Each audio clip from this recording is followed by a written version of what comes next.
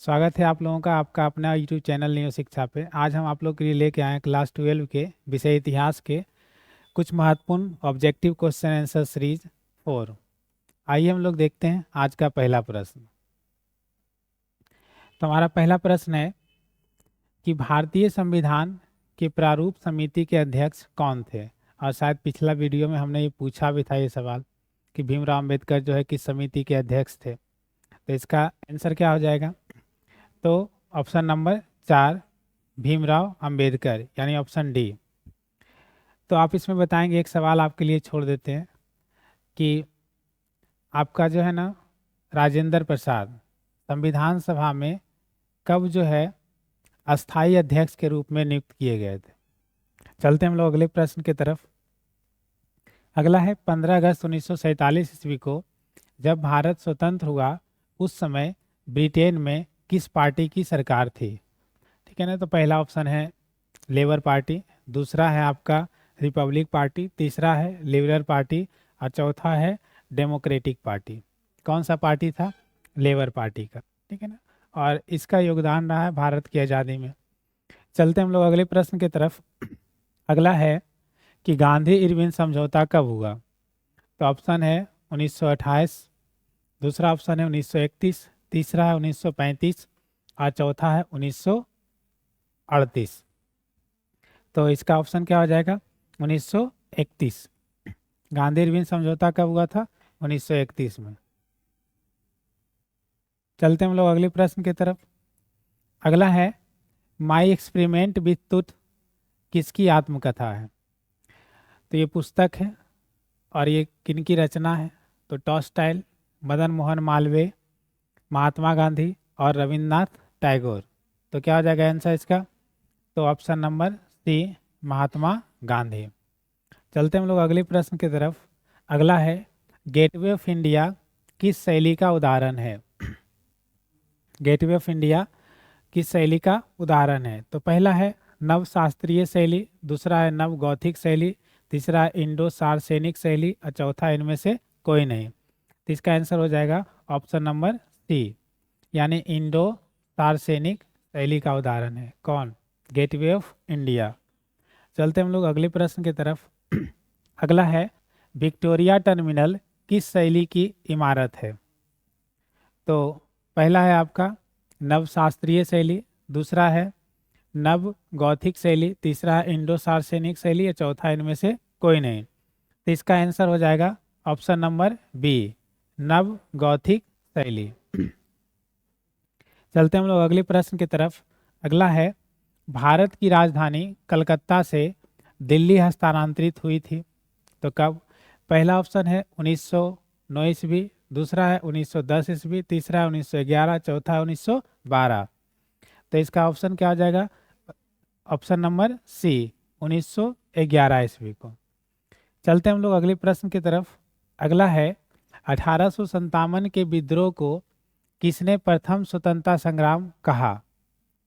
तो पहला ऑप्शन है बी.डी. सावरकर, दूसरा है आर.सी. मजूमदार, तीसरा है जवाहरलाल नेहरू और चौथा इनमें से कोई नहीं। तो इसका आंसर क्या हो जाएगा? ऑप्शन नंबर ए बी.डी. सावरकर। चलते हम लोग अगले प्रश्न की तरफ। 18वीं शताब्दी में बंगाल में नीलामी में कितने प्रतिशत से अधिक बिक्री क्या है फर्जी थी। तो बताता है पहला ऑप्शन है 95%, दूसरा है 99%, तीसरा है 75%, चौथा है 39%। तो इसका आंसर क्या हो जाएगा? ऑप्शन नंबर ए कितना प्रतिशत? 95%। चलते हम लोग अगले प्रश्न की तरफ। अगला है राजमहल की पहाड़ियों में मुख्यतः जो लोग रहे थे वो कौन थे भैया। तो पहला है पहाड़ी और संथाला लोग, दूसरा है पहाड़ी या भील लोग, तीसरा है पहाड़ी तथा अंग्रेज लोग और चौथा इनमें से कोई नहीं। तो आपको पता है इसका आंसर क्या आ जाएगा? ऑप्शन नंबर ए पहाड़ी थे और कौन थे? संथाल लोग थे। चलते हम लोग अगले प्रश्न की तरफ। अगला है संथाल विद्रोह का नेतृत्व किया तो कौन किया। तो ऑप्शन है जतारा भगत ने, दूसरा है दुबिया गोसाई, तीसरा है भागीरथ ने, चौथा है सिद्धू एवं कान्हू। तो इसका आंसर क्या आ जाएगा? ऑप्शन नंबर डी सिद्धू और कान्हू क्वेश्चन देख के लगता है कि पढ़ा हुआ है कि नहीं लगता। चलिए आगे बताता, मुगल प्रशासन में जिले को किस नाम से जाना जाता था? पहला ऑप्शन है आहारा, दूसरा है सूबा, तीसरा है सरकार, चौथा है दस्तूर। किसके नाम से जाना जाता था?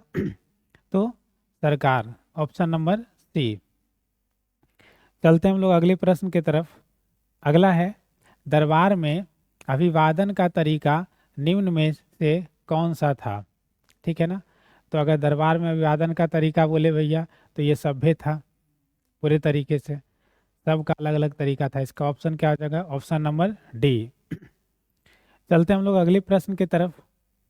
अगला है, बादशाह नामा किसने लिखा? तो पहला है फौजी, दूसरा है अबुल फजल, तीसरा है अब्दुल हमीद लाहौरी और चौथा क्या है? निजामुद्दीन अहमद। तो बादशाह नामा कौन लिखा था? Option number C, Abdul Hamid Lahori. चलते हैं अगले प्रश्न की तरफ। बुलंद दरवाजा किस स्थान पर है? तो पहला ऑप्शन है आगरा, दूसरा है फतेहपुर सीकरी, तीसरा है फतेहनगर और चौथा क्या है? फिरोजापुर। तो इसका आंसर क्या हो जाएगा? तो ऑप्शन नंबर 2, फतेहपुर सीकरी। चलते हैं हम लोग अगले प्रश्न की तरफ। अगला है, मुगल नाम किस शब्द से जो है ना उत्पत्ति हुआ है यानी व्युत्पन्न हुआ है?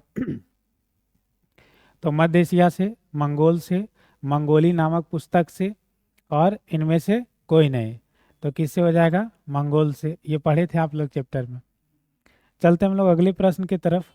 अगला है, अकबर का संरक्षक कौन था? ठीक है ना। तो इसका आंसर क्या आ जाएगा? ऑप्शन नंबर डी, यानी बैरम खां। कौन था? बैरम खां। चलते हैं हम लोग जो है अगले प्रश्न की तरफ। अगला है हमारा, निम्नलिखित में अकबर किस पर अधिकार नहीं कर सका? मेवाड़, मारवाड़ा, चित्तौड़, जैतपुर। तो ये क्या हो जाएगा इसका आंसर? मेवाड़। इस पर जो है ना अकबर क्या है? अधिकार नहीं कर सका। क्या हुआ? चलिए अगले प्रश्न की तरफ। जहांगीर का शासनकाल कब से कब तक था? तो 1526 से 1530, 1530 से 1556, 1556 से 1605, 1605 से लेकर 1627। तो कब से कब तक था? तो ऑप्शन नंबर डी, 16 से 5 से लेकर 1627। चलते हम लोग अगले प्रश्न की तरफ। अगला है, आईने अकबरी के अनुसार भूमि को कितने भागों में बांटा था? तो हमारा पहला जो है 2 भाग, दूसरा है 5 भाग, तीसरा है 4 भाग, चौथा है 6 भाग। तो इसका आंसर क्या हो जाएगा? ऑप्शन नंबर सी, कितना भागों में? 4 भागों में। चलते हैं हम लोग अगले प्रश्न की तरफ। अगला है हमारा, किस ग्रंथ में बाबर से लेकर अकबर काल तक का इतिहास क्या है मिलता है? तो पहला है बाबरनामा, दूसरा है अकबरनामा, तीसरा है जहांगीरनामा, चौथा है क्या इनमें से सभी? तो आपका हो जाएगा ऑप्शन नंबर बी, किसमें मिलता है? अकबरनामा। चलिए हम लोग अगले प्रश्न की तरफ चलते हैं। अगला है, अकबर ने टोडरमल को दीवाने ए अशरफ कब नियुक्त किया? तो पहला ऑप्शन है 1582, दूसरा है 1583, तीसरा है 1584 और चौथा है 1585। इसका आंसर क्या हो जाएगा? ऑप्शन नंबर ए, 1582। चलिए चलते हम लोग अगले प्रश्न की तरफ। अगला है, अकबरनामा की रचना किसने की थी? तो ये सब आप लोग जानते हैं। पहला ऑप्शन है अमीर खुसरो, दूसरा है अलबरूनी, तीसरा है इब्न बतूता, चौथा है अबुल फजल। तो किसके द्वारा किया गया था? तो अबुल फजल, यानी ऑप्शन नंबर डी। चलिए हम लोग चलते हैं अगले प्रश्न की तरफ। अगला है, कबीर शिष्य थे किसके? ऑप्शन ए रामानुज, दूसरा है नानक, तीसरा है रामानंद, चौथा है शंकराचार्य। तो किसके थे? रामानंद के, ऑप्शन नंबर सी। चलिए हम लोग चलते हैं अगले प्रश्न की तरफ। अगला है हमारा, निजामुद्दीन औलिया किस सूफी सिलसिले से संबंधित हैं? तो ये भी आपका पढ़ा हुआ है। तो पहला ऑप्शन है चिश्ती, दूसरा है सुहरावर्दी, तीसरा है कादरी और चौथा इनमें से कोई नहीं। तो किससे संबंधित है? चिश्ती परंपरा से। चलते हम लोग अगले प्रश्न की तरफ। अगला है, क्या लिखा हुआ? जगन्नाथ का शाब्दिक अर्थ क्या है? तो ये भी आप पढ़े थे, जगन्नाथपुरी के बारे में पढ़े थे। तो पहला ऑप्शन है संपूर्ण विश्व का स्वामी, दूसरा है विष्णु एवं शिव का अवतार, और तीसरा है सभी का हितैषी, और चौथा क्या है? इनमें से कोई नहीं। तो इसका आंसर क्या आ जाएगा? ऑप्शन नंबर ए, संपूर्ण विश्व की स्वामी। चलते हम लोग अगले प्रश्न की तरफ। अगला है, उत्तर भारत में भक्ति आंदोलन का आरंभ किस संत ने किया? तो पहला है कबीर, दूसरा है नानक, तीसरा है रामानंद, चौथा है चैतन्य महाप्रभु। तो क्या हो जाएगा इसका आंसर? ऑप्शन नंबर सी, क्या हो जाएगा? रामानंद। चलते हम लोग अगले प्रश्न की तरफ। अगला है, जैन धर्म के 24वें तीर्थकर कौन थे? तो ऋषभदेव, आदिनाथ, पार्श्वनाथ, महावीर स्वामी। तो कौन हो जाएंगे? Option number D, Mahavir Swami. चलते हम लोग अगले प्रश्न की तरफ। अगला है, बुद्ध के बचपन का नाम क्या था? तो पहला ऑप्शन है वर्धमान, दूसरा है सिद्धार्थ, तीसरा है देवदत्त, चौथा है राहुल। क्या हो जाएगा? Option number B, Siddharth. चलते हम लोग अगले प्रश्न की तरफ। अगला है, महावीर का जन्म हुआ था लुम्बिनी में, पावा में, कुंडलवन में और सारनाथ में। कहाँ हुआ था? Option number C, Kundalvan, Vaishali. चलते हम लोग अगले प्रश्न की तरफ। अगला है, महात्मा बुद्ध को महापरिनिर्वाण प्राप्त हुआ कहाँ हुआ था? पहला है कपिलवस्तु में, दूसरा है आपका पाटलिपुत्रा में, और तीसरा है आपका कुशीनगर में, और चौथा आपका क्या है? गया में। तो कहाँ हुआ था? कुशीनगर में, ऑप्शन नंबर सी। चलिए हम लोग अगले प्रश्न की तरफ। हीनयान महायान संप्रदाय किस धर्म से संबंधित है? तो पहला ऑप्शन है जैन, दूसरा है बौद्ध, तीसरा है हिंदू, चौथा क्या है? सिख। तो ये किससे संबंधित है? बौद्ध धर्म से, ऑप्शन नंबर बी। चलते हम लोग अगले प्रश्न की तरफ। अगला है, त्रिपिटक साहित्य है जैन धर्म का, बौद्ध धर्म का, शैव धर्म का, वैष्णव धर्म का। तो किसका हो जाएगा? बौद्ध धर्म का, ऑप्शन नंबर बी। चलते हम लोग अगले प्रश्न की तरफ। अगला है कि महाभारत में गंगा पुत्र के नाम से किसे जाना जाता है? तो पहला है शांतनु, दूसरा भीष्म, तीसरा दुर्योधन, और चौथा है शकुनी। तो किसको जाना जाता था? तो ऑप्शन नंबर बी, किसको जाना जाता था? भीष्म को। चलते हम लोग अगले प्रश्न की तरफ।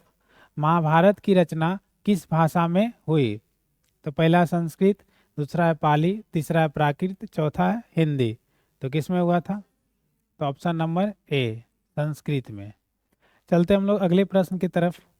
अगला है हमारा, राजतरंगिणी के लेखक कौन थे? तो पहला ऑप्शन है पतंजलि, दूसरा है बाणभट्ट, तीसरा है विशाखादत्त, और चौथा क्या है? कल्हण।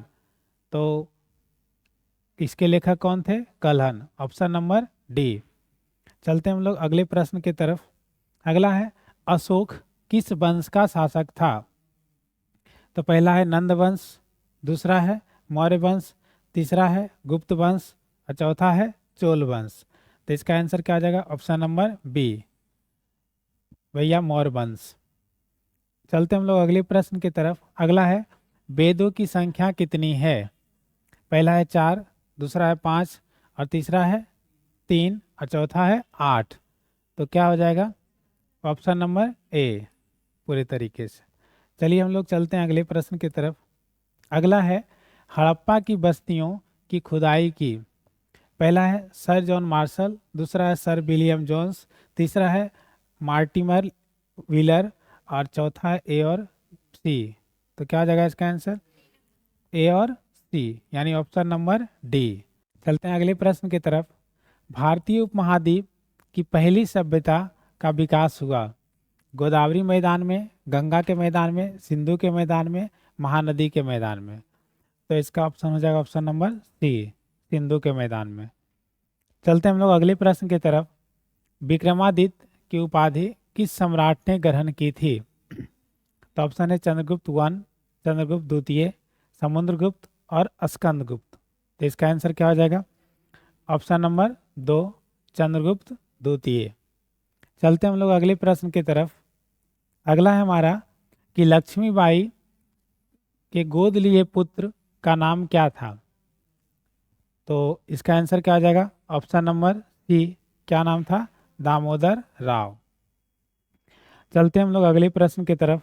अगला है नवरत्न किसके दरबार में थे? यानी 9 रत्न किसके दरबार में थे? तो किसके दरबार में थे? किसके दरबार में थे? तो ऑप्शन नंबर ए, अकबर के दरबार में थे।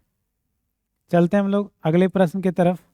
अगला है विजयनगर की स्थानीय मातृ देवी कौन थी? तो कौन थी भैया? Pampa Devi. Option number B.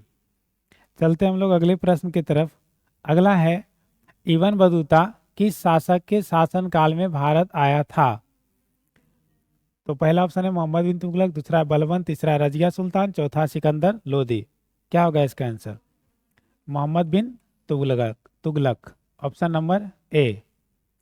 चलते हम लोग अगले प्रश्न की तरफ। अगला है सर्वाधिक प्राचीन जो है स्मृति ग्रंथ है कौन सा है? तो ऑप्शन नंबर 3 यानी सी, मनु स्मृति। चलते हम लोग अगले प्रश्न की तरफ। अगला है हिंदू महासभा की स्थापना किस वर्ष हुई? तो 1915 ईस्वी में। और 1906 में किसका हुआ था? मुस्लिम लीग का, 1906 में। चलते हम लोग अगले प्रश्न की तरफ। अगला है कौन सा आंदोलन डांडी से प्रारंभ क्या है किया गया था? तो कौन सा आंदोलन था?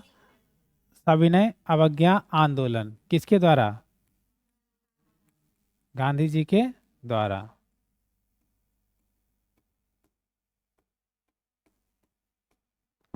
चलिए हम लोग चलते हैं अगले प्रश्न की तरफ।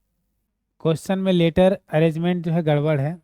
ये सवाल ही होगा कि 1917 में जो गांधी जी चंपारण पहुंचे तो किनके अनुरोध पर पहुंचे?